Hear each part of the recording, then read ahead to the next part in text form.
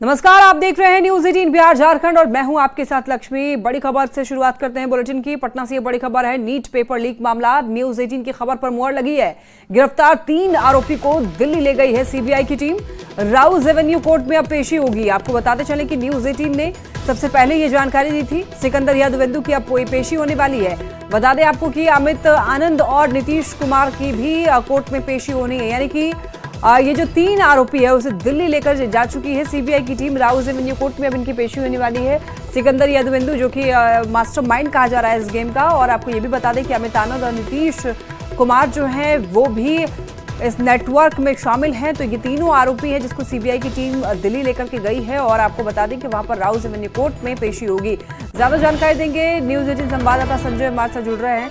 संजय, देखिए ये जो तीनों आरोपी है उनको सीबीआई की टीम दिल्ली लेकर के गई है। एक बार पूरी जानकारी दीजिए, इनको कब दिल्ली लेकर के गई है और कब इनकी कोर्ट में पेशी होनी है। जी बिल्कुल, देखिए न्यूज 18 ने आज से सबसे पहले इस खबर को चलाया था कि इस मामले में आरोपियों की दिल्ली के राउज एवेन्यू कोर्ट में पेशी होगी, और न्यूज 18 की खबर पर मुहर लगी है सिकंदर कुमार यादवेंदु, नीतीश कुमार और अमित आनंद।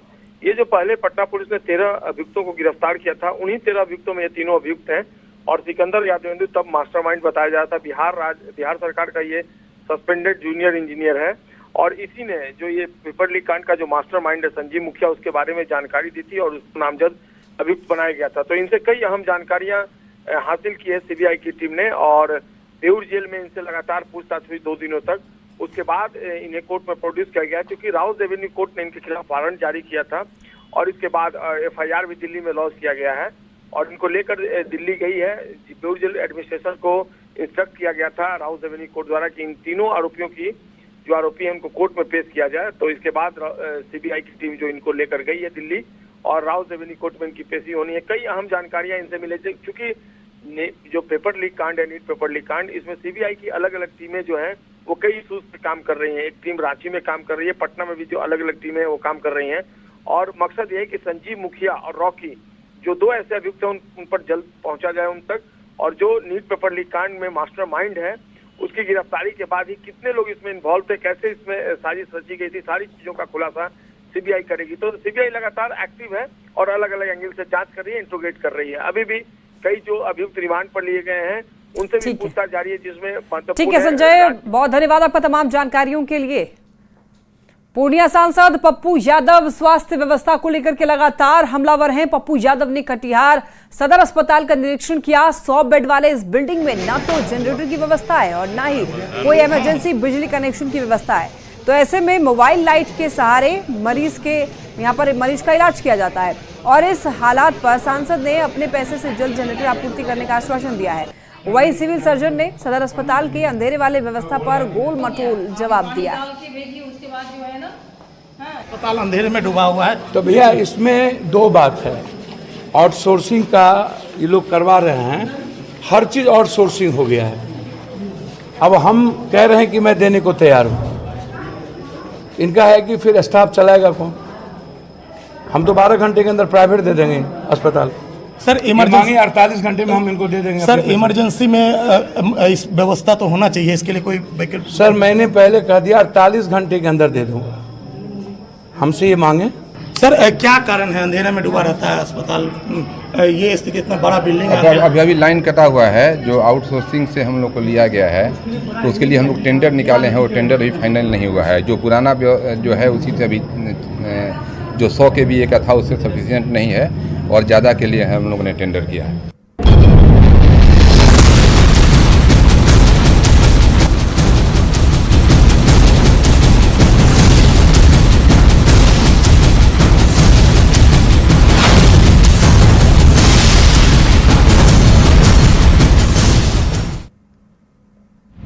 आवश्यक सूचना। भारी बारिश के कारण जगह जगह जहरीले सांप निकल रहे हैं। ऐसे में सावधान रहने की जरूरत है। अगर दुर्भाग्यवश किसी को सांप काट ले तो इन जरूरी बातों का ध्यान रखें। सांप के काटने के बाद दौड़ भाग ना करें, इससे खून का दौरा बढ़ने पर जहर तेजी से फैलता है। जहां सांप ने काटा है उस जगह को हिलाएं डुलाएं नहीं। पैर में काटा हो तो लेट जाएं, हाथ में काटा हो तो पट्टी बांधकर हाथ लटका दें। जहर का फैलाव रोकने के लिए निशान की जगह के ऊपर रुमाल या रस्सी बांध दें। ध्यान रखें कि इसे ज्यादा कसकर ना बांधा जाए, इससे गैंग्रीन होने का खतरा रहता है। घटना के तुरंत बाद अपने नजदीकी अस्पताल में पीड़ित को लेकर जाएं और उसका इलाज कराएं। किसी भी सूरत में झाड़ फूक के चक्कर में ना पड़े। आफत की बारिश पर अलर्ट। बिहार आपदा प्रबंधन प्राधिकार का अलर्ट। लोगों से ठनका से बचने की अपील की जा रही है। सुरक्षित स्थानों पर शरण लेने की बात कही गई है। मौसम बिगड़ते ही घरों में चले जाएं। देखिए क्या कर सकते हैं आप अगर बहुत ज्यादा बारिश हो और ठनका गिरने की संभावना बारिश के समय में ज्यादा रहती है, तो ऐसे में आप अपने आप को सुरक्षित स्थानों पर ले जाएं। खुले आसमान के नीचे ना रहें। मौसम बिगड़ते ही घरों में चले जाएं। बिजली कड़कने पर पेड़ के नीचे बिल्कुल भी ना खड़े हों। तालाब पोखर के पास जाने से अपना बचाव करें। मौसम बिगड़ते ही आप घरों में चले जाएं। बिजली कड़कने पर पेड़ के नीचे तो आप बिल्कुल भी खड़े ना रहें। तालाब पोखर के पास जाने से आपको बचाव करना है। आप भारी बारिश के बीच तालाब पोखर के पास जाने से बचें। बिजली के खंभों से भी आप बारिश के समय में दूर रहें। और साथ ही साथ ये भी आपको करना है, इंद्रवज्र ऐप से ठनका की ताज़ा जानकारी आप ले सकते हैं। अगर आप मोबाइल का इस्तेमाल करते हैं तो इलेक्ट्रॉनिक जानकारी ले सकते हैं। पूर्णिया के 22 अनुमंडल में महानंदा, कंकई और परमान नदी उफान पर है। कई इलाकों में तेजी से कटाव हो रहा है। डंगराहा के फैजी टोला गांव में महानंदा नदी के कटाव के कारण बाढ़ का खतरा मंडराने लगा है। इलाके में फ्लड फाइटिंग का काम नहीं हुआ है। जेडीयू के पूर्व विधायक मास्टर मुजाहिद ने कटाव का जायजा लिया। उन्होंने जल संसाधन विभाग के कार्यपालक अभियंता को फोन कर कटाव निरोधी काम करने की मांग की। ग्रामीणों का कहना है कि जल्द कटाव निरोधक काम नहीं हुआ तो 500 घर नदी में समा जाएंगे। उत्तर बिहार के कई जिलों के साथ साथ नेपाल के तराई इलाकों में जबरदस्त बारिश हो रही है। बारिश के बाद उत्तर बिहार की नदियां उफान पर हैं। उत्तर बिहार में बाढ़ का खतरा बढ़ता जा रहा है। मौसम विभाग का पूर्वानुमान है कि अगले कुछ दिनों तक बारिश होती रहेगी। कोसी नदी के जलस्तर भी लगातार बढ़ रहा है। मधेपुरा में कोसी महासेतु से जायजा लिया न्यूज 18 संवाददाता आनंद अमृतराज ने। बिहार के कई जिलों में लगातार बारिश हो रही है और साथ ही नेपाल के तराई के इलाकों में भी हो रही बारिश की वजह से बिहार के कई नदियों में उफान देखा जा रहा है और लगातार जलस्तर में बढ़ोतरी हो रही है। इस वक्त हम आपको कोसी महासेतु से कोसी नदी की तस्वीर दिखा रहे हैं और लगातार नेपाल में हो रही बारिश की वजह से कोसी के जलस्तर में भी बढ़ोतरी होती जा रही है और कई नदियां खतरे के निशान से ऊपर बह रही हैं। और खासकर अगर हम कोसी की बात करें तो बलतारा के पास ये लाल निशान के थोड़ा नीचे है, लेकिन उसके जलस्तर में लगातार बढ़ोतरी हो रही है और कई तटबंधों पर भी धीरे धीरे दबाव बढ़ता जा रहा है। इस वक्त हम आपको जो कोसी नदी की तस्वीर दिखा रहे हैं, कोसी, गंडक जैसी कई नदियां ऐसी हैं जहां जिसके जलस्तर में लगातार बढ़ोतरी हो रही है और जो खासकर जो किनारे के इलाके हैं वहां पे बाढ़ का खतरा मंडराता जा रहा है। और मौसम विभाग की माने तो आने वाले 24 से 48 घंटे में जबरदस्त बारिश होने की पूरी संभावना। सबसे बड़ी बात है कि नेपाल के तराई इलाकों में जो लगातार बारिश हो रही है उसने कोसी और गंडक नदी के जलस्तर में बढ़ोतरी कर रखी है और खासकर बिहार में जो मानसून सक्रिय है उसके वजह से भी जलस्तर में बढ़ोतरी हो रही है। तो नेपाल के तराई इलाकों में हो रही बारिश की वजह से 5 नदियां फिलहाल खतरे के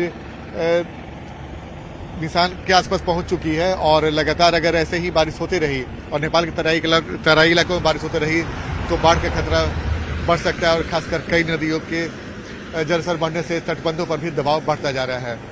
कैमरामैन दीपक के साथ आनंद अमृतराज, न्यूज 18 नेटवर्क, कोसी महासेतु।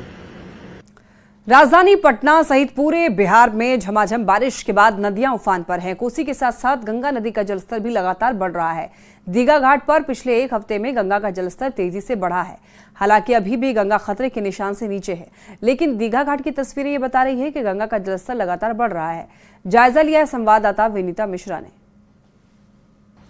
राजधानी पटना सहित पूरे बिहार में पिछले दिनों हुई झमाझम बारिश के बाद तमाम नदियों का जलस्तर बढ़ने लगा है, चाहे राजधानी पटना में स्थित गंगा नदी हो या फिर कोसी नदी।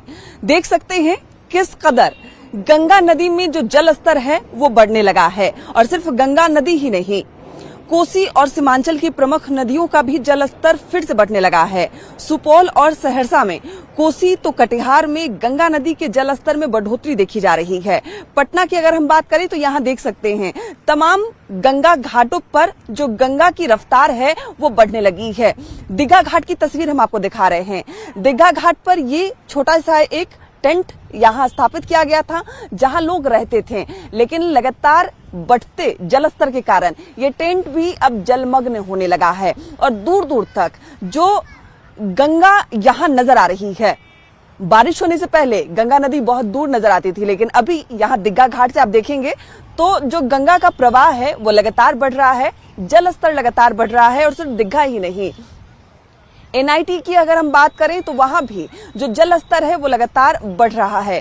सिर्फ 4 दिनों की बारिश में 120 सेंटीमीटर से अधिक गंगा का जलस्तर बढ़ गया है। हालांकि अगर दीघा की हम बात करें तो यहां अभी 44 मीटर के आसपास गंगा का जलस्तर है, खतरे के निशान के नीचे है, क्योंकि खतरा का जो निशान है दीघा के पास वो 50 मीटर है।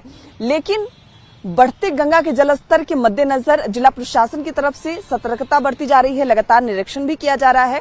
यहाँ कटाव का जो दौर है गंगा नदी के किनारे वो भी देखी जा सकती है, क्योंकि हवा की लहरें तेज हैं, लगातार जलस्तर बढ़ रहा है। तमाम जितने गंगा घाट हैं वहां पर गंगा की रफ्तार बढ़ने लगी है, जलस्तर बढ़ने लगा है और इसी के मद्देनजर जिला प्रशासन भी सतर्कता बरतते हुए यहाँ नजर आ रहा है। कैमरा पर्सन अमित के साथ विनीता मिश्रा, न्यूज़ 18 पटना। बिहार में मानसून का असर अब दिखने लगा है। पटना सहित 11 जिलों में मौसम विभाग ने आज बारिश की संभावना जताई है। मौसम विभाग ने किशनगंज में ऑरेंज अलर्ट जारी किया है। ज्यादा जानकारी दे रहे हैं न्यूज़ 18 संवाददाता संजय कुमार। राजधानी पटना में पिछले 2-3 दिनों से लगातार बारिश हो रही है और आज शनिवार के दिन भी राजधानी पटना में सुबह से ही बारिश हो रही है। दरअसल मौसम विभाग के वैज्ञानिकों ने अपने पूर्वानुमान में बताया है कि आज भी यानी शनिवार को भी राजधानी पटना समेत कई जिलों में बारिश होगी। उत्तर बिहार, दक्षिण मध्य एवं दक्षिण पूर्व भागों के जिलों के 1 या 2 स्थानों पर गरज और चमक के साथ बारिश का येलो अलर्ट भी मौसम विभाग ने जारी कर दिया है। इसके अलावा 11 जिलों में भारी बारिश के आसार हैं। शुक्रवार को पटना समेत पूरे प्रदेश में हल्की से मध्यम बारिश जो है वो दर्ज की गई है। राजधानी के साथ ही 30 शहरों के अधिकतम तापमान में गिरावट दर्ज की गई है। प्रदेश का सबसे गर्म जिला 34.7 डिग्री सेल्सियस के साथ बेगूसराय रहा। मौसम विभाग के पूर्वानुमान के अनुसार प्रदेश में 11 जुलाई तक मौसम ऐसा ही बना रहेगा और बारिश होती रहेगी। हालांकि 7 और 8 जुलाई को राज्य के दक्षिण पश्चिम भाग के जिलों में बारिश के आसार कम हैं। निश्चित तौर पर बारिश होने से मौसम जो है वो खुशगवार है और गर्मी से तो निश्चित तौर पर लोगों को राहत मिली ही है। आज भी सुबह से ही बारिश हो रही है, रुक रुक कर बारिश होगी और दिन भर मौसम ऐसा ही बना रहेगा। कैमरा पर्सन सुबोध के साथ संजय कुमार, न्यूज़ 18 पटना। सिवान में पिछले 3-4 दिन से लगातार बारिश हो रही है और बारिश के कारण लोगों को गर्मी से राहत मिली है। मौसम सुहाना हो गया है, जिसके कारण स्कूल जाने वाले बच्चों में काफी खुशी है। ज्यादा जानकारी दे रहे हैं न्यूज़ 18 संवाददाता मृत्युंजय सिंह। सिवान में भीषण गर्मी से लोग परेशान थे। ऐसे में विगत 3 दिनों से सिवान में लगातार बारिश हो रही है, जिससे मौसम पूरी तरह से सुहाना हुआ है। तो वहीं सिवान के लोगों को उमस भरी गर्मी से राहत मिली है। यह तस्वीर आप देख सकते हैं सिवान शहर की है, जहां आसमान में काले काले बादल के साथ हल्की हल्की बारिश हो रही है। सिवान जिला के विभिन्न प्रखंडों में कभी मूसलाधार बारिश तो कभी रुक रुक कर बारिश हो रही है। ऐसे में जो मौसम है पूरी तरह सुहाना हुआ है, लोग को उमस भरी गर्मी से राहत मिली है। मौसम बहुत सुहाना है। अभी कोचिंग भी आने में अब ठीक लगा है। पहले बहुत घाम होता था, जाने में बहुत मतलब गर्मी से परेशान रहते थे, लेकिन अभी ठीक अच्छा लग रहा है। थोड़ा बारिश आ रहा है तो ठीक है, लेकिन पानी लग रहा है तो थोड़ा दिक्कत हो रहा है। ये सिवान के छात्र है, बिल्कुल मौसम पूरी तरह से सुहाना हुआ है। चूंकि विगत कुछ दिनों से सिवान के लोग उमस भरी गर्मी से काफी परेशान थे। ऐसे में सिवान में हो रहे बारिश से लोगों को राहत मिली है। मृत्युंजय सिंह, न्यूज़ 18 सिवान। गोपालगंज में पिछले 5 दिन से लगातार बारिश हो रही है। मौसम विभाग ने आज भी पूरे दिन बारिश का अलर्ट जारी किया है। वहीं जिले में ठनका गिरने से 3 मवेशी की मौत हो गई, जबकि एक किसान झुलस गया। मौसम का हाल बता रहे हैं न्यूज़ 18 संवाददाता गोविंद कुमार। गोपालगंज में लगातार बारिश हो रही है। बारिश का आज 5वां दिन है और आज मौसम विभाग ने मेघ गर्जन के साथ कई इलाकों में झमाझम बारिश का अलर्ट किया है। बात करें अगर वज्रपात की, तो आज वज्रपात से 3 मवेशियों की कुचायकोट प्रखंड में मौत हो गई है, जबकि बरौली प्रखंड में एक किसान वज्रपात से झुलस गए हैं, जिन्हें इलाज के लिए स्थानीय अस्पताल में भर्ती कराया गया है।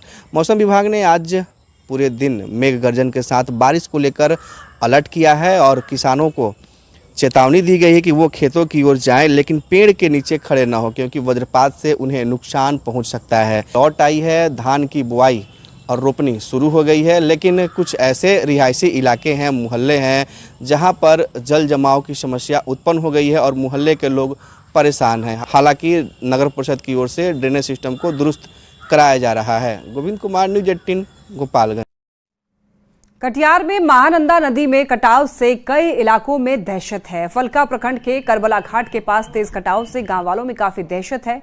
गांव वालों के मुताबिक अगर इसी तरह से कटाव होता रहा तो खेती और जमीन के साथ गांव के 200 से 300 घर महानंदा नदी में विलीन हो जाएगा, जिस कारण जल्द से जल्द कटाव निरोधी कार्य को करने की मांग कर रहे हैं। वहीं जिलाधिकारी के मुताबिक बाढ़ जैसे हालातों के लिए जिला प्रशासन पूरी तरीके से अलर्ट है और जरूरत के हिसाब से कई जगह पर फ्लड फाइटिंग का काम भी करवाया जा रहा है। नीचे पूरब निकल जो निकला है रोड, उसमें जो है कि कटाव इतना हो गया है कि 10 फीट के अंदर घुस गया है।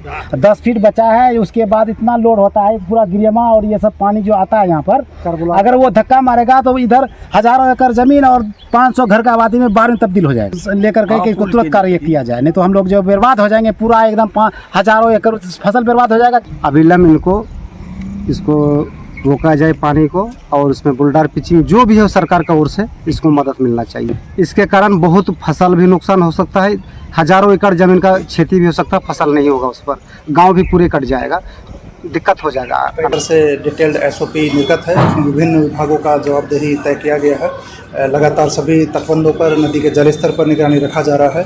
आज भी काफ़ी बारिश हुआ है, लगातार नदी के जलस्तर और वर्षापात के आंकड़ों पर नज़र रखा जा रहा है। वर्तमान में कहीं पर भी पैनिक जैसा स्थिति नहीं है। नदी का जलस्तर जहाँ जहाँ बढ़ा है वहाँ पर भी नदी का जलस्तर अब रेसिड करने लगा है। राइजिंग ट्रेंड जो कल तक नदियों में था वो भी अभी स्टडी हो गया है। आगे भी जैसे जैसे ट्रेंड आएगा आप सभी लोगों को अवगत कराया जाएगा। शिवहर में तेज बारिश के कारण मध्य विद्यालय सुंदरपुर खरौना के परिसर में 3 फीट तक पानी भर गया है। स्कूल में पानी भरने के कारण बच्चों को पढ़ाई करने में काफी दिक्कत हो रही है। स्थानीय लोगों के मुताबिक स्कूलों के बदतर इंतजाम शिक्षा व्यवस्था पर ग्रहण बना हुआ है। स्कूल प्रभारी के मुताबिक बारिश के मौसम में जल जमाव की समस्या आने को लेकर अधिकारियों को कई बार पत्र लिखकर अवगत कराया गया है, लेकिन उसके बाद भी कोई इंतजाम नहीं किया गया है। सर, विद्यालय परिसर में पानी लगा हुआ है और बच्चों को काफ़ी कठिनाइयों का सामना करना पड़ रहा है। सर, क्या कहेंगे सर? और विद्यालय में पानी का जल निकासी की व्यवस्था होनी चाहिए। हम प्रशासन से यही गुहार करते हैं कि यथाशीघ्र पानी निकाल दिया जाए। कैमूर में लगातार हो रही बारिश ने अब सदर अस्पताल की व्यवस्था की पोल खोलकर रख दी है। पानी निकलने की समुचित व्यवस्था नहीं होने के कारण अस्पताल में हर कोने में पानी पहुंच गया है। बारिश के कारण अस्पताल जलमग्न हो गया है। नाले का गंदा पानी अस्पतालों में घुसने लगा है, जिससे अस्पताल में आने वाले मरीज और उनके परिजनों को काफी दिक्कत हो रही है। ये है कि बरसात जहाँ शुरू हो जाता है, बारिश अगर ज़्यादा होती है तो हमारा अस्पताल जलमग्न हो ही जाता है और पर मरीजों को परेशानी का सबों को परेशानी होती है, चाहे वो डॉक्टर्स हों चाहे स्टाफ को, मरीजों को परेशानी होती है। इसके लिए सूचना हम लोग ऊपर लेवल पे भी दिए हुए हैं कि इसका निकासी प्रॉपर ढंग से नहीं बना है, जिसकी वजह से होता है। लेकिन उसका हम लोग एक उपाय किए हुए हैं कि जब जल जमाव हो जाता है, परेशानी तो हो ही जाती है, उसके लिए हम लोग मोटर के द्वारा उसके पानी की निकासी बाहर करते हैं। पूरे देश में बाढ़ और बारिश का कहर जारी है। देश के कई हिस्सों में भीषण बारिश से जनजीवन पूरी तरीके से अस्त व्यस्त हो गया है। उत्तर, दक्षिण, पूरब और पश्चिम हर तरफ से परेशान करने वाली तस्वीरें सामने आ रही है। रिपोर्ट देखिए।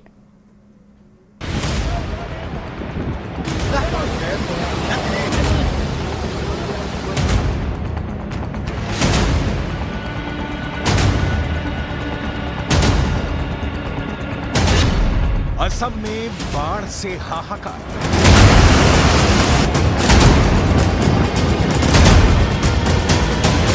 यहां बाढ़ और बारिश से हालात बिगड़ते ही जा रहे हैं। हजारों घर तबाह हो चुके हैं, लाखों लोग बेघर हो चुके हैं। प्रचंड बारिश और बाढ़ की वजह से राहत शिविर ही लोगों का मुकम्मल ठिकाना है। बारिश धुआंधार, 29 जिलों में बुरे हालात।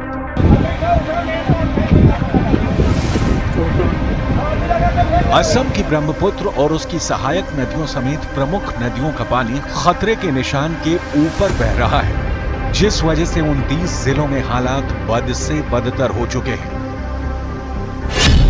बाढ़ के कारण बरपेटा, विश्वनाथ, कछार, चराई देव, चिरांग, दारां, धेमाजी, डिब्रूगढ़, गोलाघाट, जोरहाट, कामरूप मेट्रोपॉलिटन, कार्बी आंगलों, करीमगंज, लखीमपुर, माजुली, मोरीगांव, नकाम, नलबाड़ी, शिवसागर, सोनितपुर, तमुलपुर, तिनसुकिया और उदालगुड़ी जिले प्रभावित हैं।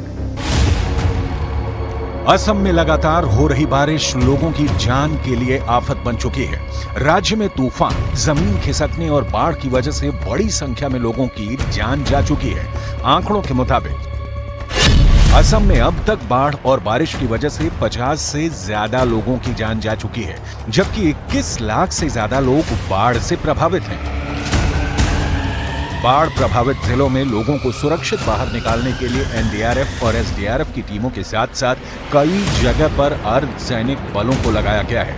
आंकड़ों के मुताबिक अब तक 5000 से ज्यादा लोगों का रेस्क्यू किया जा चुका है, जबकि हजारों की संख्या में बाढ़ प्रभावित लोग राहत शिविरों में शरण लिए हुए हैं। राज्य के डिब्रूगढ़ में बारिश की वजह से हालात इतने बदतर हो चुके हैं कि सीएम को खुद जल भराव के बीच उतरकर हालात का जायजा लेना पड़ा। भीषण बारिश की वजह से पिछले एक हफ्ते से डिब्रूगढ़ के सभी 22 वार्डों की बुरी हालत है। जलमग्न सड़कें प्रशासन के लिए चुनौती बनी हुई है।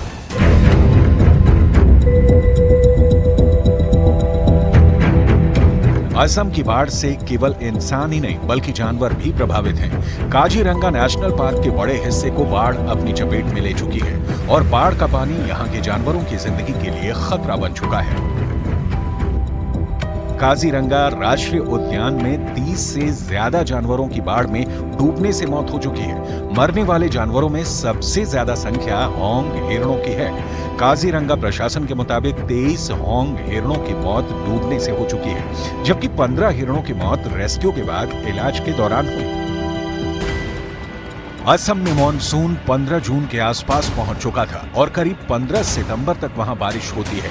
यानी अभी मॉनसून की शुरुआती बारिश में ही राज्य के ज्यादातर हिस्सों में हाहाकार मचा हुआ है और आने वाले दिनों में मौसम विभाग ने मूसलाधार बारिश की चेतावनी जारी की है।